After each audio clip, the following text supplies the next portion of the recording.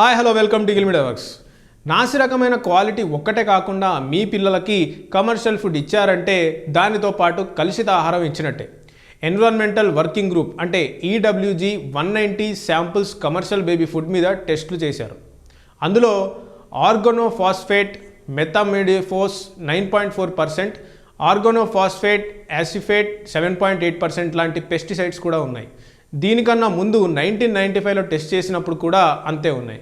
దీన్ని బట్టి తెలిసింది ఏమిటంటే తయారీదారులు ఏమీ మారలేదని, దాంతోపాటు తయారీదారులు మారానని మనం ప్రోడక్ట్స్ కొనడం మన అమాయకత్వం అని.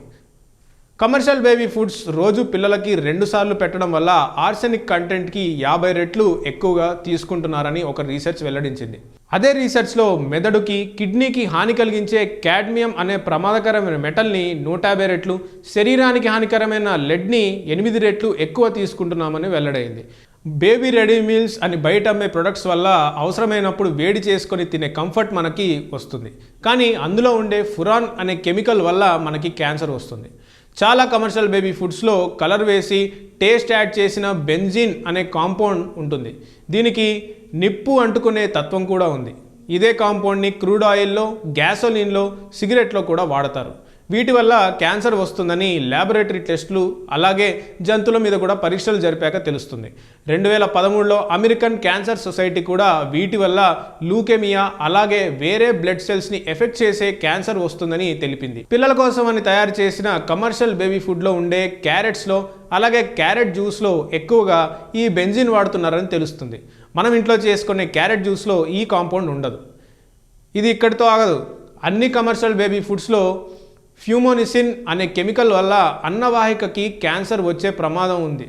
అలాగే కాడ్మియం అని జంతువుల నుండి తీసిన కాంపౌండ్ వల్ల డయాబెటీస్ అలాగే క్యాన్సర్ కూడా వస్తుంది. రీసెంట్గా యాక్రిలమైడ్ అనే కాంపౌండ్ కూడా బేబీ ఫుడ్లో పొటాటో చిప్స్లో కలుపుతున్నారు. దీనివల్ల కూడా క్యాన్సర్ వచ్చే ప్రమాదం ఉంది. ఇంతేకాకుండా బేబీ ఫుడ్ని ప్యాకింగ్ చేసే విధానంలో కూడా చాలా రకాల హానికరమైన పదార్థాలు వాడుతున్నారు. బేబీ ఫుడ్స్కి ఉండే మూతలో బిస్ఫెనాల్ ఏ లేదా బీపీఏ అనే కెమికల్ ఉంటుంది. ఇది మూతలో నుండి అందులో ఉన్న ప్రొడక్ట్స్కి కూడా పాకుతుంది. ఇది కొద్దిగా పిల్లల లోపలికి వెళ్ళినా వాళ్ళకి ఫ్యూచర్లో సంతాన ప్రాప్తి లేకుండా అలాగే క్యాన్సర్ కూడా వచ్చే ప్రమాదం ఉంది. ప్యాకింగ్లో సెమీ కార్బజైడ్ లేదా SCM అనే కెమికల్ వాడతారు. వీటిని గట్టిగా ఎయిర్ టైట్ లిడ్స్ అని అమ్ముతున్నా వాటిలో వాటర్ ప్రూఫ్ కోసమని ఒక ఫైబర్ లాంటి మెటీరియల్ మూత కింద ఉండే ఒక లేయర్తో వాడతారు. ఈ కెమికల్ జంతువుల్లో క్యాన్సర్ తెస్తుంది. ఇక ఇన్ఫెక్షన్ తట్టుకునే రోగనిరోధక శక్తి లేని పిల్లల పరిస్థితి ఏంటో ఒకసారి మీరే ఊహించుకోండి.